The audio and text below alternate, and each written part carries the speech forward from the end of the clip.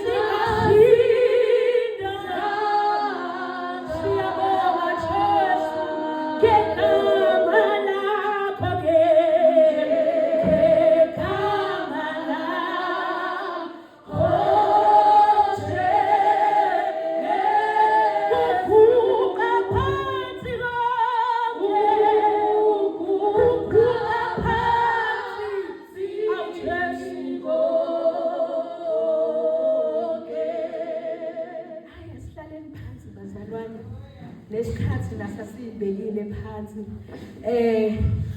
Bazalwane, ngiyangithokozisa kakhulu ukuthi lesihloko engizokhuluma ngaso, the evangelism ne-discipleship, iphakathi kwe-vision yebandla lamaholi, iphakathi kwi-mission yebandla lamaholi. Engikholelwa sonke ukuthi siyawazi umbono wasemaholi ukuthi uthini bangcwele. Ngoba phela ukwazi ukuba kwi-organization uqeda ungayazi i-vision yakhona, uqeda ungayazi i-mission yakhona. Ngoba manje sonke asincelanga imaholi ebeleli, asizalolanga la abanye bethu, okay angikhulumele mina. Kodwa ngijoyine phakathi, so akwazi ke ukuza ne-vision yala ngiphuma khona ngizo-operate ngayo la ebandleni lasemaholi. Amen bazalwane. Angikwazi ukuza nombono wami enguthatha la ngisuka khona bese sengiyafika sengizokwenza intando yami. Kodwa cha, mawufika ufikela vele sekunombono, ufikela vele kune-vision, kunane-mission. Kubalekile ke sonke bangcwele ukuthi siyazi. Namhlanje ngizonipha i-assignment ukuthi omunye nomunye ahamba ekhaya afike ayifunde. Yabona makuthiwa mele uthi nomulele uphaphama uyithule, mele uyazi igcwale enhlizweni yakho ikubuse, ngoba it shows ukuthi uzinikele ngokupheleleyo ebandleni lasemaholi. So njengamanje njengoba ngizofundisa nge-evangelism ne-discipleship, iyinto ephakathi. Mhlawumbe ngicela ukunifundela i-vision yasemaholi. Ithi i-vision, we endeavor to be a Christ-centered church. That's number one. Where people are reconciled to God. That's number two. Discipled, discipled and empowered to fulfill the Great Commission. What is the Great Commission? Go ye. Hambani niyezizweni niyokwenza abafundi. That's the Great Commission. Ngicela ukuyifunda ngesiZulu. Sizama ukuba yibandla eligxilile kuKristu, lapho abantu bebuyisana khona, babani bangcwele babani, noNkulunkulu befundiswe futhi benikwe amandla okugcwalisa umsebenzi omkhulu wona ke mbono webandla lamaholi. Bese siza manje kwi-mission. Ithi mission to glorify the Lord, equip the believers and reach the world for Christ. NgesiZulu, ukukhazimulisa inkosi, kuhlomise amakholwa futhi kufinyelele emhlabeni wonke ngoKristu uJesu. Amen. Mhlambe ke mfundisi, yini i-evangelism? What is evangelism? Ngicela ukisho kulabo ababhalayo, bhala. It's a process of getting a raw material.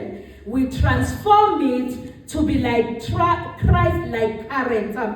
NgesiZulu siyaphuma sibandla siyolanda abantu abangazani noJesu njengenkosi nomsindisi.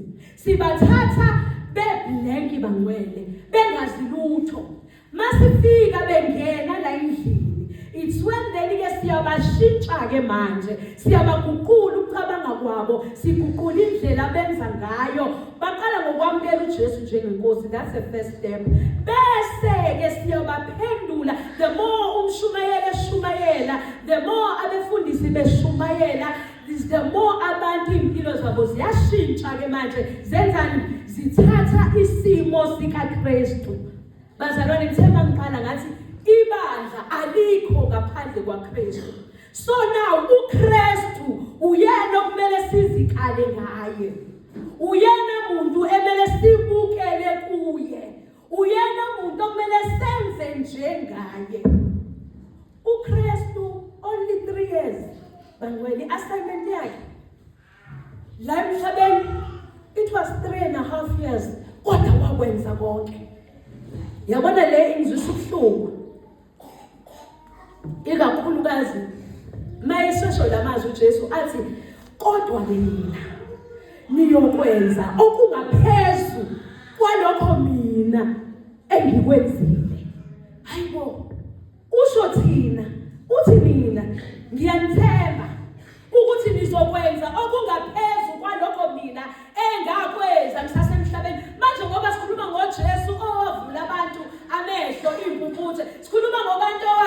sishosha. Bazalwane, sikhuluma ngomuntu okhuluma nabantu asebelele athi vukani sebenuka sekuphela 3 days athi Lazarus come out. Sikhuluma ngomuntu okwenze konke. Mhlambe nje mangayibuzela thina kuneminyaka emingaka ngithe uJesu 3 years thina sinangakhe ngino 45 bangcwele 45 seke ngavusa abangakhe nje abalele zingakhe nje idumbu esengivusile kodwa uJesu sengizokwenza okungaphezulu kwalokho la ikwenza zingakhe impumputhe esengivula amehlo zingakhe ishosha engathi bangibeka izandla ama wheelchair wabuya sebewaphethe ngezandla bazalwane lamandla avusa uKristu kwabafileyo afakwe kithi siwasebenzisa nini lamandla noma hayifundisa uNdlovu sasenaso isikhathi kufika nje ngesela akubikezeli nami umine uthe kusubelele lafika isela lavula igate bengaboni belele ladlula indlu laya emkhukhwini ngemuva isela linjalo alifonele licela ukuthi ngiyeza ngolosithathu ngiyeza lishiye ningavalili iwindi cha alibikezeli isela kunjalo ke nokufa kufika nje ungazelele wena uthola ukuthi usasenesikhathi sonke cha ngisazophuma ngiyowenza le great commission ngisazophuma ngiyovangela ngisazophuma ngiyoshumayela uKristu ngisazophuma and win souls for Jesus nginaso isikhathi awuthi ngidla umusha bami ngisasamusha ngizothi ke mase ngifike kwi-level yogogo bekhathi ke ngiphuma ngiyofuna imphefumulo bazalwane ixesha alaziwa umuntu asukumeni uJesu uyabuya ngakabuza ngelinye ilanga ngathi bangaki ababalelwa ngaphansi kwakho ngoba kunencwadi ebhalwayo bangaki nje abantu ababalelwa ngaphansi kwakho ukuthi lo wasindiswa ngenxa kaSabeni nimbona nje futha kangaka imbewu le yatshalwa uSabeni bangaki abantu abasindiswa ngathi bangaki abantu abayemadolweni bawo uNkulunkulu ukuthi awu ngiyabonga Nkosi ngokufundisa uNdlovu namhlanje ngazana nawe njengoJesu nengikho bazalwane indaba ila ekuwineni imphefumulo for uJesu. That's evangelism. Again, mhlambe ke ngobhalayo ngizothi it's a process